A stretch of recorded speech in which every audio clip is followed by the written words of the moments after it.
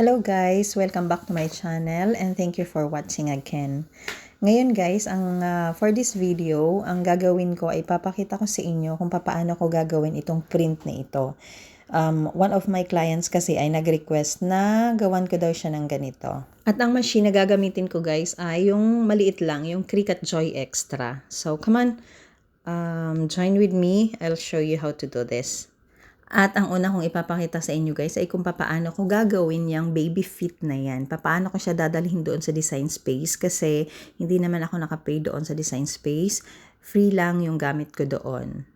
Okay, so ang ginagawa ko guys ay naghahanap ako dito sa Google. So hahanap tayo ng baby feet and ito yung nakita ko na medyo malapit doon sa gustong ipagawa ng client ko. So copy image lang yan.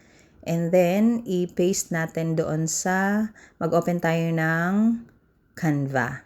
Ayan. And yes, sa Canva ko siya gagawin muna kasi tatanggalan ko siya ng background. Ayan, remove natin yung background niya.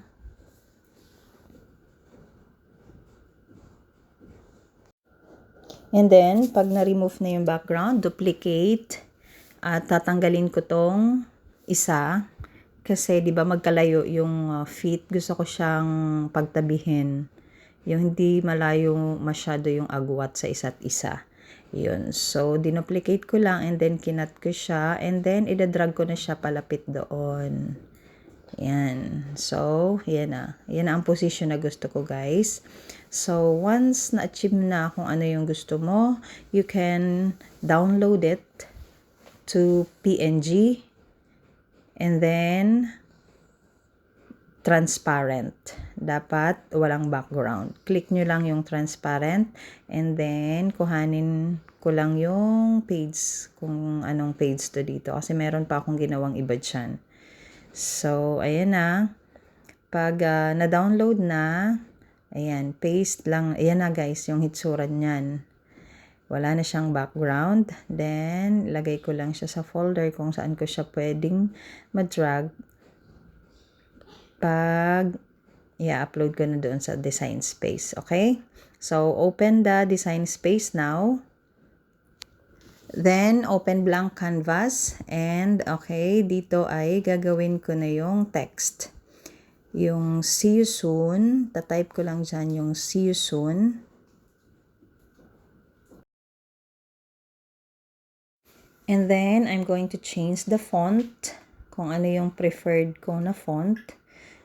Siyempre, pipiliin ko yung malapit doon sa binigay ng client.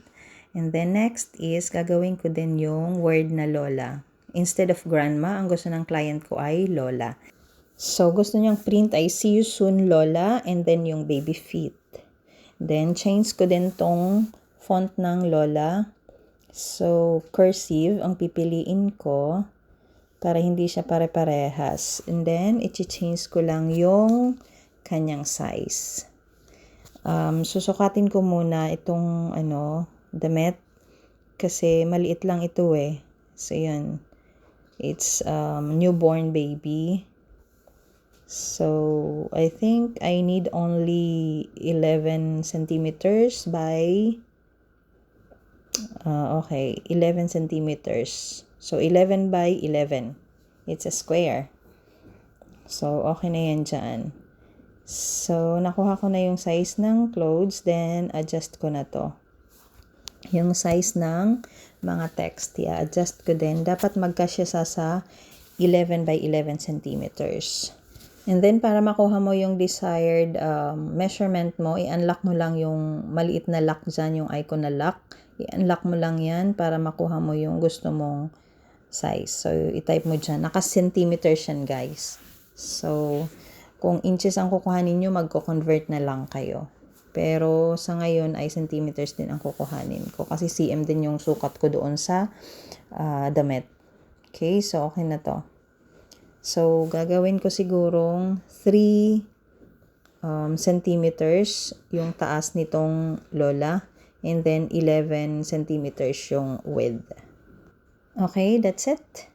And then, i-drag na natin yung see you soon. Igitna lang natin dyan.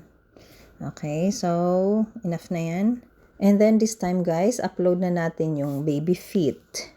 Ayan, na-upload ko na siya dati pero I'll show you how to do it. So click the download and then browse and then you find the file where you save it. Then, ayan na siya. Continue. And then click apply and continue and then choose mo lang tong flat na yan. Then continue ulit. And click upload. Ayan, naka-upload na siya guys.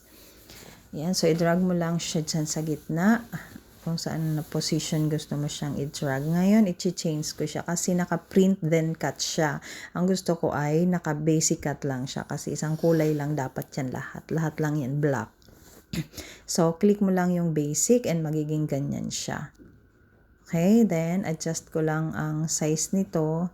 Gawin ko lang siyang 2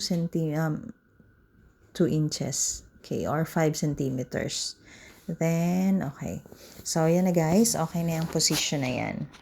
Okay guys, then next ay dapat naka-attach siya guys. Kasi kapag hindi siya naka-attach ay ganito ang mangyayari niyan. Pag hiwa-hiwalayin siya ng design space or ng Cricut during cutting na. Ayan o, ganyan siya, magkahiwalay. So, kaya dapat ay naka-attach siya. I-attach mo siya doon. Okay guys, so para ma-attach siya, i-select all mo lang siya and then click yung attach. Ayan. Okay na siya, naka-attach na siya. Then, pag mag-make ka na siya, ganyan na ang result niya. Magkasama na sila. Kung ano yung position na desired mo, ay makukuha mo na siya. Ayan, ganyan na siya guys. Okay, then duplicate ko lang kasi dalawa yung gusto ng client ko. So, just right click and then duplicate. Ayan. Okay, so I always do this with matte. So, click mo lang yung with matte. Then, yung size ng material guys, dito nakalagay ay ganyan. Ayan, yung materials niya. Pero, ayan, yung naka-highlight, yan ang materials niya. Pero, ang ginagawa ko guys ay, ayan, titingnan ko lang kung hanggang saan lang yung ipiprint ko. So, dito ay nasa 12 centimeters. And then, dito sa baba naman ay nasa 23 centimeters. So, dapat ang papel ko ay 12 by 23 centimeters lang. So, pwede mo na siyang i-cut. Kung wala ka ng ibang ilalagay dyan. So, ganyan na yung size ng papers. 12 by 23 centimeters. Kapag okay na, then click mo lang tong continue. And before you click continue guys, make sure that the machine is already opened. Ayan. So, ang machine ko ay ito, yung Cricut Joy Extra. So, make sure na naka-open na ito before kang mag-click ng continue. And then, ito yung material na gagamitin ko guys, is Smart Iron-On. So, black ang gagamitin ko kasi yung gusto ng client. So, itong material na to guys ay mayroon siyang dalawang faces. Ang isa ay yung hindi shiny at yung kabila ay shiny. So, make sure na pag maglalagay ka niyan sa mat ay naka-face down yung shiny. Okay? I-remind ka naman ng machine yan kapag nag-continue ka. So, sundan mo na lang yan. Ngayon ay naka-ready na yung aking mat. So, punta na tayo dito ulit sa ating computer. And, ayan, i-set na natin yung material. Meron ka dyan makikita na browse all materials. So, pipiliin mo lang dyan kung ano yung material na ginamit mo. Kapag smart iron naman, ang gagamitin mo ay meron na siya dyan nakaset na set. Okay na yung setting na yan dyan. So, ang pipiliin ko ay itong Smart Iron-On. Though matless siya, pero yung sa gitna ang pipiliin ko, yung matless heat transfer vinyl. Ayan na lang pipiliin ko kasi okay naman yung setting niya dahil smart naman yung material ko. So, hindi ko na i-adjust yung setting niya. Kung gusto nyo mag-adjust guys ng settings niya, ipapakita ko sa inyo later kung gusto nyo. So, comment kayo kung gusto nyo makita kung paano mag-adjust ng setting niyan. So, ngayon, i-click ko lang itong ilagay ko sa favorite para sa sunod. Kung may gagawin ulit ako, ay madali ko na siya makukuha. Once done, Click continue. So, ito na yung makikita nyo sa sunod. Make sure daw na naka-mirror. Okay, na naka-mirror yung inyong ipiprint. So, ayan. So, do not forget to click the mirror, guys. Kasi, iron on ito eh. Dapat naka-mirror siya. Yan, dapat naka-green yan, guys, yung mirror. Then, before you click continue, guys, ay ilagay nyo na ito doon sa machine, sa Cricut. Ayan, isa lang na natin ito. Ayan, i-check nyo na, guys, yung material mo. Ayan. Checking siya ng iyong material. So, hayaan nyo lang yan. And then, pag nag-stop, balik ka doon sa iyong computer para i-click mo na yung continue. Ayan, go. I-go mo na siya, guys, para mag-proceed na siya sa cutting.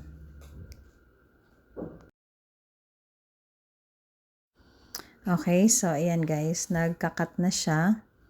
So, antayin nyo lang siya na matapos.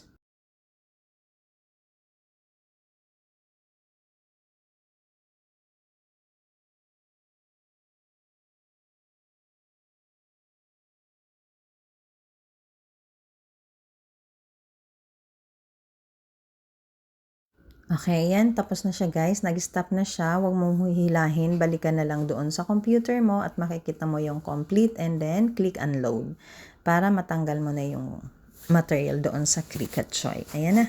Okay na, guys. Ito na yun. And ang sunod natin ay magwi-weed na tayo. During weeding, guys, careful lang kayo kasi baka matanggal nyo pati yung mga hindi dapat matanggal. Kasi minsan, hindi siya nakakatang maayos. Ganyan talaga ang machine. Ayan, so careful lang. Double check lang bago mag-remove. Ayan.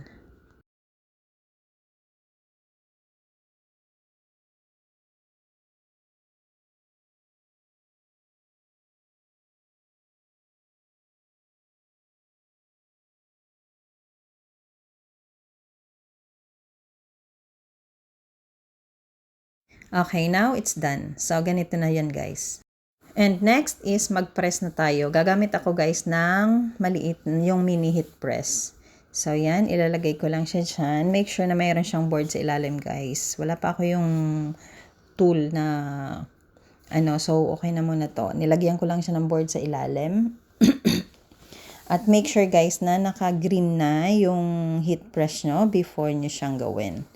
And sa paglalagay nitong guys, material, dapat yung sticky part ay yun ang naka-attach doon sa damit.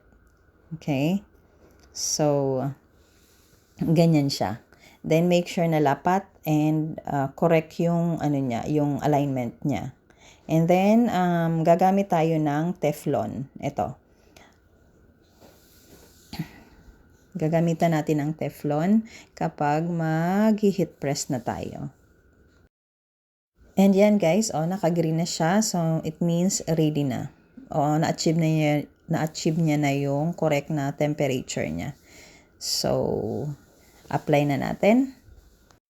And yung tagal kung ilang minutes nyo, guys, or seconds nyo gagawin to, yan sa manual ng heat press, nakalagay dyan ay 20 seconds. Okay? So, pero kung medyo madami yung yung i-heat press nyo, malaki yung material nyo, ay pwede nyo dagdagan. I-double check nyo lang kung hindi pa ba siya sunog. So, ayan. Alalay lang, guys, during pressing. Ayan. So, mga 30 seconds ko, guys, na gagawin ito. 30 seconds. Para talaga siya. ma-transfer ng maayos yung vinyl niya doon sa damit. Okay? At hindi siya madaling magbakbak.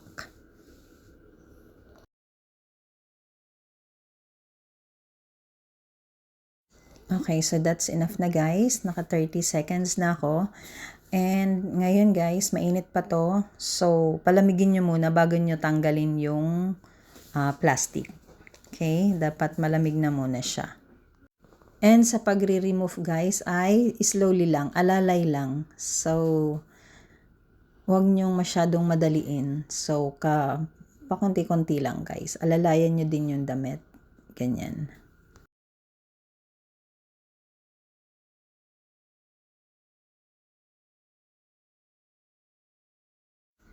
Ayan, okay na. Wow, ang ganda guys. So cute. Then, pag natanggal nyo na guys yung plastic, pasadahan nyo ulit, i-press nyo ulit, and gamitan nyo na lang ng Teflon. Ayan, mga ilang seconds lang guys, para kung may mga konti-konting natuklap during removing the plastic, baka meron siyang umangat. So, i-press nyo ulit guys, para lapat na lapat talaga siya. Mga few seconds lang. Okay, so, it's all done guys. Ayan na siya. Tapos na tayo. And, yan na yung result. Okay, so yan na guys. So cute. Ang cute niya guys. See? Ang cute-cute ng baby clothes na to. Ayan. Ang personalized na baby clothes. So, kung meron kayo guys na question, comment nyo lang, or kung meron kayong request, then comment nyo lang dyan. Then, I'll try to do it kung kaya ko. Thank you so much again guys for watching. Please consider subscribing and click the notification bell button, set it to all, so you will be notified whenever I upload a video tutorial like this. Thank you so much again guys. Bye!